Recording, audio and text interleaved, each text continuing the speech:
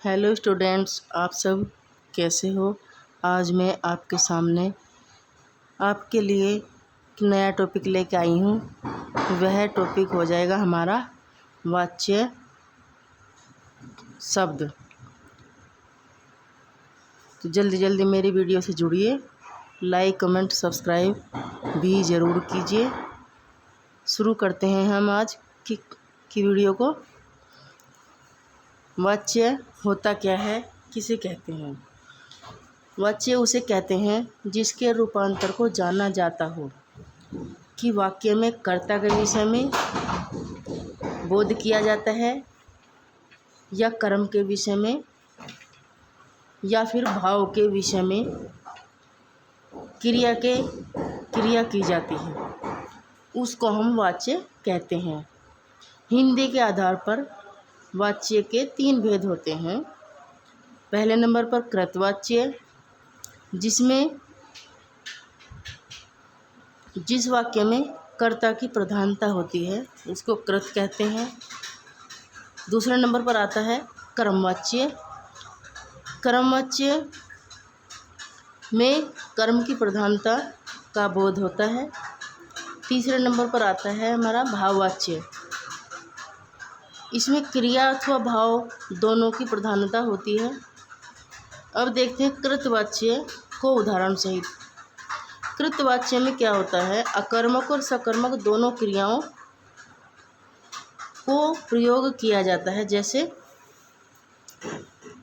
मोहन पुस्तक पढ़ता है, तो इसमें मोहन ने क्या करा, मोहन हो गया कर्ता,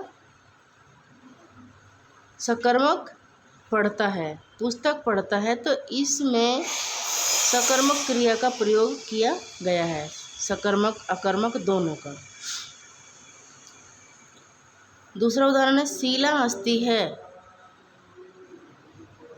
शीला हंसती, पहला उदाहरण हमारा हो जाएगा सकर्मक क्रिया से संबंधित सकर्मिक क्रिया का उदाहरण। दूसरा हो जाएगा हमारा अकर्मक क्रिया का उदाहरण। जैसे शीला हंसती है, पता नहीं किस बात पे हंस रही है वो। अब देखते हैं हम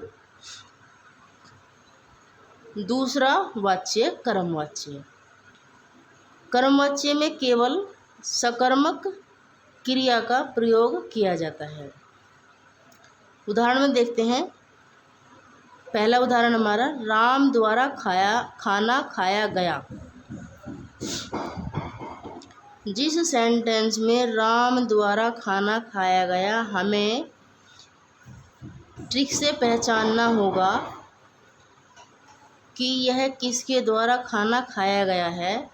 जहाँ राम द्वारा खाना खाया गया वह हमारा कर्मवाच्य हो जाएगा, कर्मवाच्य वाक्य हो जाएगा। दूसरा उदाहरण आता है हमारा मेरे द्वारा दवा पी गई। दवा किसके द्वारा पी गई, मेरे द्वारा। तो जिन वाक्यों के बीच में द्वारा शब्द का प्रयोग होता है वह हमारे कर्मवाच्य वाक्य हो जाते हैं।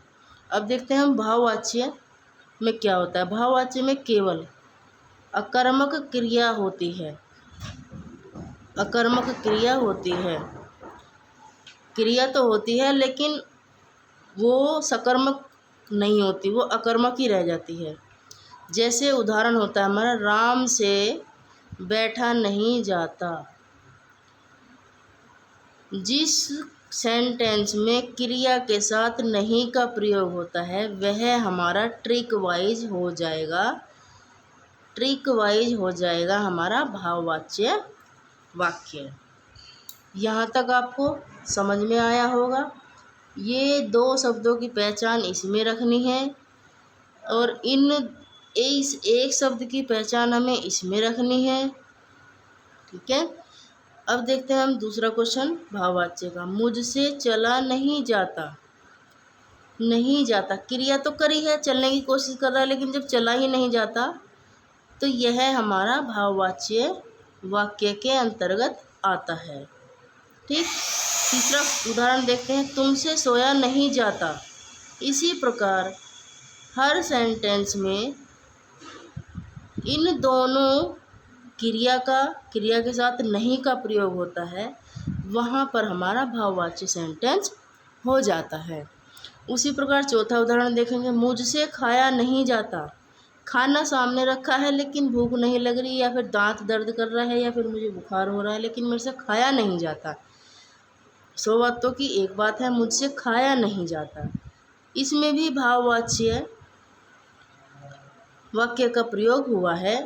यह भी हमारा भाववाच्य वाक्य से उदाहरण लिया जाता है। इसी तरह से आज की मेरी वीडियो यहीं पर समाप्त होती है। आपको मेरी वीडियो अच्छी लगी हो, लाइक, कमेंट, सब्सक्राइब ज़रूर कर देना। और मैं आशा करती हूँ कि आप सबको मेरी वीडियो अच्छी लगी होगी, इसलिए आप सब्सक्राइब भी ज़रूर करेंगे। मेरी वीडियो को देखने के लिए आप सबका बहुत बहुत धन्यवाद।